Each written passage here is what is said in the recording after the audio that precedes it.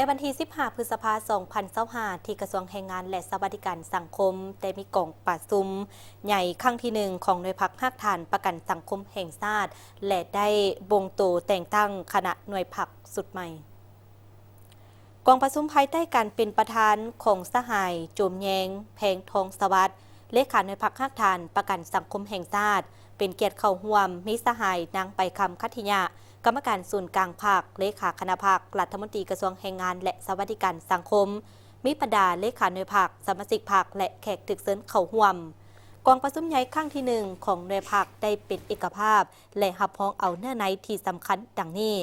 กองประชุมได้รับฟังและเป็นเอกภาพรับรองเอาบริงานการเมืองการชี้นำนภาพเปียกงานของหน่วยภาคในระยะที่ผ่านมา 2021-2025 และทิศทางแผนการและมาตรการจัดตั้งปฏิบัติในระยะ 5 ปีต่อหน้า 2026-2030 กองประชุมยังได้ผ่านมติตกลงบ่งตัวแต่งตั้งหน่วยพักภาคฐานองค์การประกันสังคมแห่งชาติครั้งที่ 1 จำนวน5สหายคือสหายโจมแยงแพงทองสวัสดิ์เป็นเลขาหน่วยพักภาคฐานสหายนางบัวหอมพรหมจันทร์เป็นรองเลขาหน่วยภาคทางเป็นประธานกฎกาสหายเพชรสมรสุขทวีพรเป็นกรรมการสหายทองพันธ์สัญราชเป็นกรรมการและสหายนางเฟลมณีคำพายเป็นกรรมการ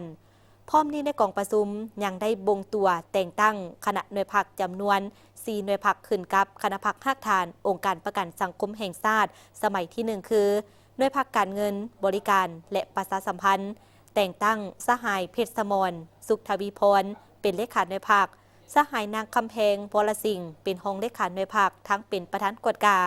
สหายนันทกีกองไซซีเป็นกรรมการหน่วยพักทะเบียนนิติกรรมและกวดสอบแต่งตั้งสหายทองพันธ์สัญราชเป็นเลขาหน่วยพักสหายนางดวงเดือนจันทวงศ์เป็นรองเลขาหน่วยพักทั้งเป็นประธานกฎกาสหายดาวบอลพามีไซเป็นกรรมการ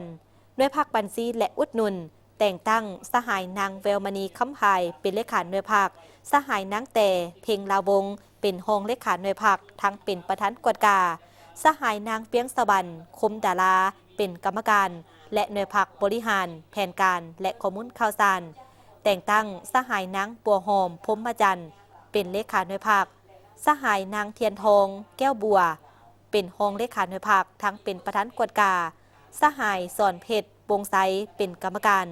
และกองประชุมยังได้ปอนบัตรคัดเลือกเอาผู้แทนสมบูรณ์เพื่อเข้าร่วมกองประชุมใหญ่ขององค์การพักกระทรวงแรงงานและสวัสดิการสังคมตื่มอีก